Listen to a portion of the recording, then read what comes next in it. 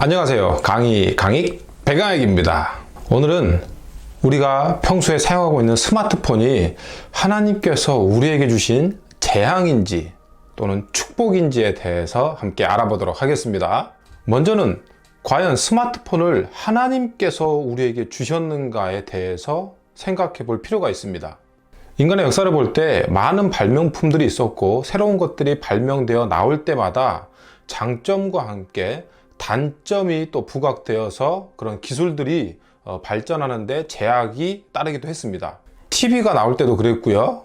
또 자동차가 처음에 출시되었을 때도 마찬가지로 사람들이 사용할 때 편리하긴 하지만 그에 대한 부정적인 측면이 부각되어서 과연 저것들을 우리가 사용해도 되는가에 대한 어떤 질문들이 지속적으로 생겨왔습니다.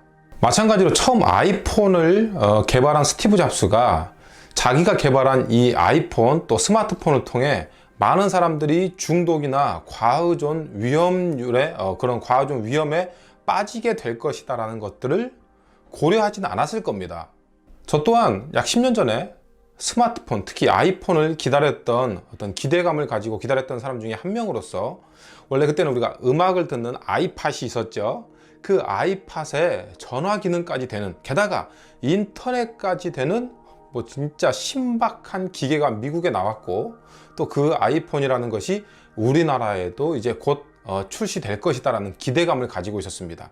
그런 스마트폰을 사용할 때 중독이나 과의존의 위험보다는 우리 인간을 편리하게 만들어주는 어떤 기계로 개발했고, 그런 개발자들도 똑같은 생각으로 그런 스마트폰, 아이폰을 개발했던 것이죠.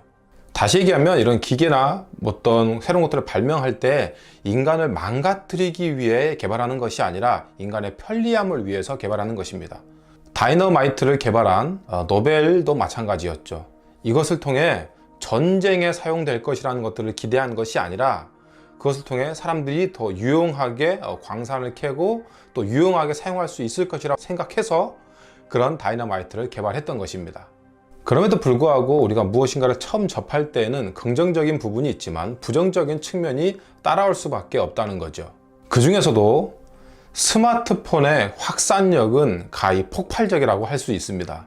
자동차가 개발되거나 또 TV가 개발되었을 때 전 세계적으로 그런 사용자나 이용률이 증가하는 데에는 상당한 시간이 걸렸습니다. 그러나 스마트폰이 개발된 이후에 대부분의 사람들이죠, 전 세계에서 이런 스마트폰을 이용하고 또 그에 따른 중독이나 과의존 위험률이 이렇게 급속하게 증가하는 것들은 정말 스마트폰이 아니고서는 다른 부분에서는 찾아볼 수 없는 폭발력이죠.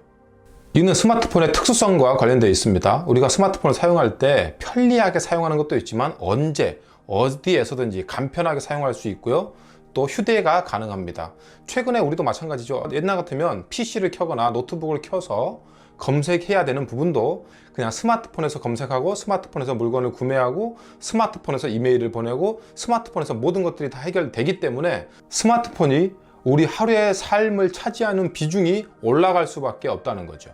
다시 얘기하면 우리가 대처할 시간조차 없이 어느 순간 우리 손에 아침부터 저녁까지 매일 이 스마트폰이 들려 있다는 것입니다. 지금 우리는 코로나 시대, 언택트 시대에 살고 있습니다.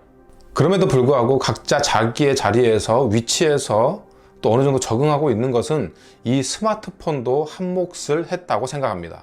물론 언택트 시대로 인해 스마트폰 사용률이 증가하고 그럼으로 인해 중독, 과의존 위험률이 높아졌다고 하지만 또 역설적이게도 스마트폰이 있기 때문에 언제 어디에서든지 연락 또 화상으로 미팅을 할 수 있고요. 다양한 언택트가 아닌 온라인 택트가 가능해졌습니다. 제가 이제 유튜브를 시작한 지 1년이 조금 넘었습니다. 물론 코로나 전에 유튜브를 시작했죠. 저는 이 부분에 대해서 하나님께 너무 감사합니다.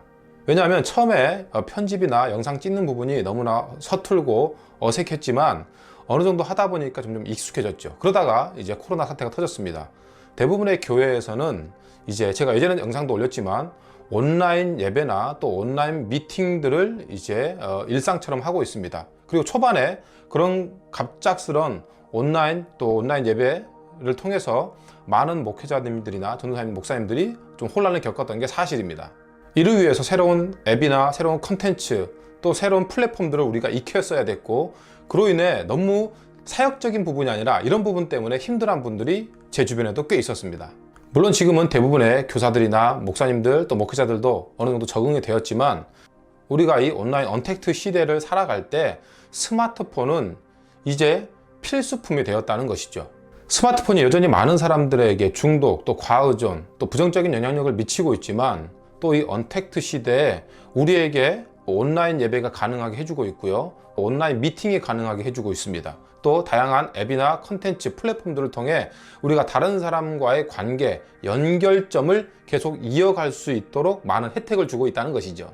이제 스마트폰을 사용하지 말아라 라고 하는 가르침은 그 힘을 잃어가고 있습니다. 이제 우리는 이 스마트폰을 어떻게 유익하게 사용할지, 또 하나님 앞에서 은혜로운 도구가 될 수 있도록 사용할지 고민해야 될 시기입니다. 먼저는 어른된 우리가 또 이런 것들을 조절하고 또 컨트롤할 수 있는 목회자, 또 사역자, 교사, 부모님이 이 부분에 대해서 본을 보여줘야겠습니다. 우리는 자녀들에게 말로 이런 것들을 본을 보여야 되는 것이 아니고 가르침으로 지적하는 것이 아니라 행동으로 모범을 보여야 하는 거죠. 많은 부모님들이나 또 우리 선생님들이 아이들에게 어떤 가르침을 할 때 일관적인 가르침이 참 중요하다는 건 다 알고 계십니다. 하지만 그것이 행동으로 실천되는 것은 정말 어렵습니다.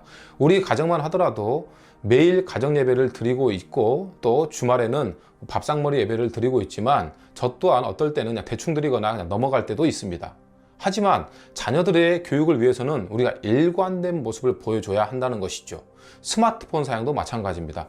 우리가 어떨 때는 자녀들에게 스마트폰 사용하지 마 하고 같이 사용하지 않았다가 어떨 때는 내가 어떤 업무 때문에라든지 어떤 부분 때문에 우리 가족의 규칙을 스스로 깨는 거죠. 그렇게 되면 자녀들에게 어떤 일관적인 사용의 규칙 또 모범에 되는 부분들을 스스로 깨뜨려 버리는 것입니다. 저는 하나님께서 우리에게 스마트폰을 주신 이유가 재앙을 내리고 또 부정적인 중독, 과의존 위험률을 높이기 위한 그런 부분이라기보다 또 다른 은혜를 부어주시기 위한 방편이라고 생각합니다. 물론 우리는 하나님의 뜻을 다 알 수 없습니다. 그러나 우리가 지금 주어진 것에 감사하고 만족하며 그를 통해 하나님께 영광을 돌리고 또 찬양을 할 때 하나님께서 그를 통해 다른 사람들은 보지 못하는 또 믿음으로 행하는 우리의 모습을 통해 놀라운 사랑과 은혜를 날마다 부어주실 줄로 믿습니다. 코로나 언택트 시대에 이 스마트폰은 하나님을 드러내는 놀라운 도구가 될 줄로 믿습니다. 이상 강의하는 강익이 배강익이었습니다. 감사합니다.